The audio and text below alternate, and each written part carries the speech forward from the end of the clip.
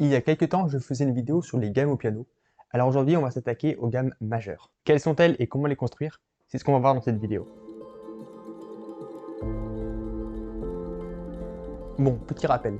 Une gamme, c'est un ensemble de notes qui sonnent bien ensemble. Si tu as besoin d'un rappel, regarde cette vidéo. Certaines de ces gammes sont appelées des gammes majeures. Il y en a 12, une pour chaque note du piano.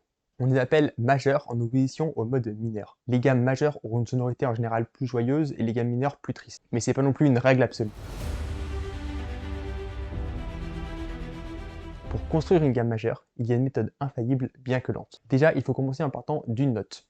Cette première note de la gamme, on va l'appeler la tonique, elle va aussi donner le nom à la gamme. Ok, donc pour construire une gamme, on va monter par ton et demi-ton.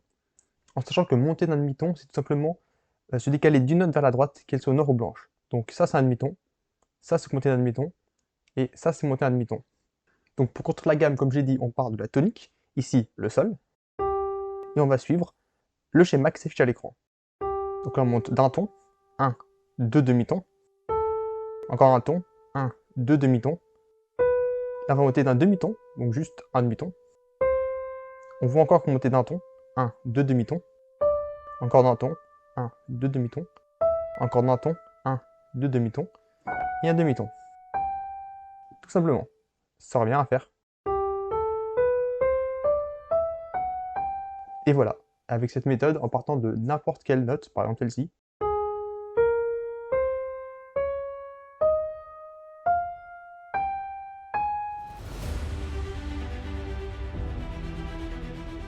je te rappelle que j'ai un pack de flashcards spécial débutants où je récapitule toutes les informations de cette vidéo et aussi de mes autres vidéos. Plus d'informations en description et en commentaire épinglé. Ok, petit rappel sur les armatures.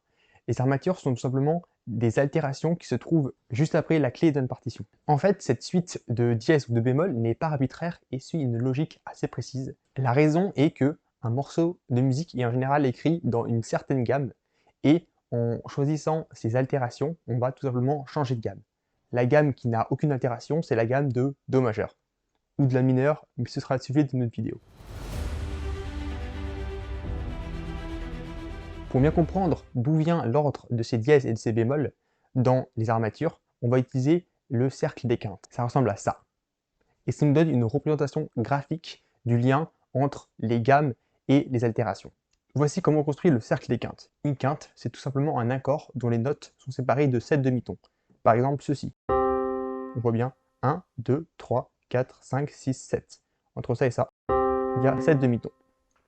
Donc à chaque fois, en fait, on va partir d'une gamme. La première gamme, ça va être celle de Do, Do majeur. Et on va ensuite se décaler d'une quinte vers la droite. Ici, on avait dit que ça, c'était la quinte. Et on arrive ensuite sur une nouvelle gamme. Cette nouvelle gamme, c'est celle de Sol. On l'a vu tout à l'heure. Les notes sont... Et comme vous le remarquez, il y a maintenant un dièse. Si on continue de se décaler d'une quinte, donc de 1, 2, 3, 4, 5, 6, 7 demi-tons, on arrive sur la gamme de Ré majeur. Et en suivant les tons et demi-tons précédemment, on trouve cette gamme. Remarquez qu'il y a encore le Fa dièse de la gamme précédente. En fait, c'est une propriété des gammes, mais en continuant à construire les gammes ainsi, comme tu peux le voir sur le cercle des quintes, on va garder les dièses qu'on avait trouvées avant. En fait, en appliquant la méthode des tons et des demi-tons, il se trouve qu'une gamme qui aura plus d'un seul dièse aura forcément le Fa, puisque le Fa c'est le premier dièse à avoir été trouvé en construisant avec la méthode des quintes. Et aussi, chaque gamme a un nombre de dièses ou de bémols spécifiques. Par exemple, il n'y a qu'une seule gamme qui a 5 dièses. Pour les bémols, c'est la même chose, mais il suffit de descendre d'une quinte, tout simplement. Donc la gamme de Fa majeur n'aura qu'un seul bémol.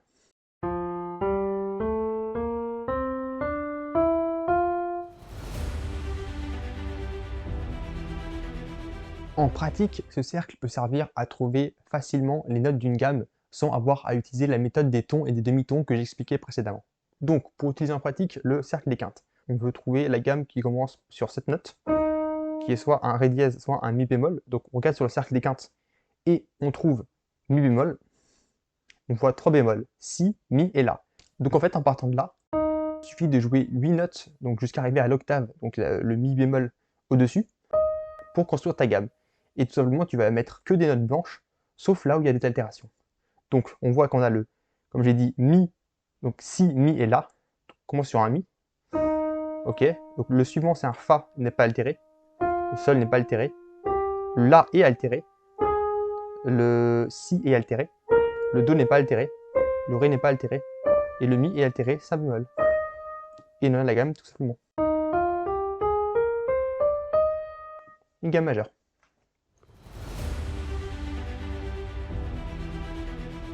Et voilà, c'est tout. Pour pratiquer, je te conseille la vidéo qui s'affiche en fiche à l'instant. Encore une fois, cette vidéo s'accompagne d'un article si tu veux avoir un récapitulatif où tu vas aller un peu plus en profondeur sur les sujets dont je parle dans la vidéo. Donc le lien est encore une fois en description et en commentaire épinglé. Tu auras notamment les partitions, le son et le visuel de toutes les gammes au piano, récapitulé de façon simple. Maintenant, je n'ai plus qu'à te souhaiter une bonne pratique et d'ici la prochaine, porte-toi bien.